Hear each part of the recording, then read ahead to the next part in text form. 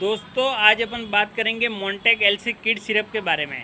इसमें मोंटेलुकास sodium लेवोसेट्रिजिन dihydrochloride syrup होती है जो 60 ml की इसकी पैकिंग आती है। इसमें मोंटेलुकास 4 mg और लेवोसेट्रिजिन 2.5 mg होता है जो बच्चों के लिए आता है। इसकी मार्केट प्राइस की बात करें तो 141 इसकी MRP होती है। ये बच्चों को एलर्जी के लक्षणों जैसे कि नाक बहना, छींकना, खुजली, सूजन, जलन, आँखों में से पानी आना, हल्की खांसी होना, सूखी, ये अस्थमा, त्वचा के लिए एलर्जी में भी काम करता है। बहुत ही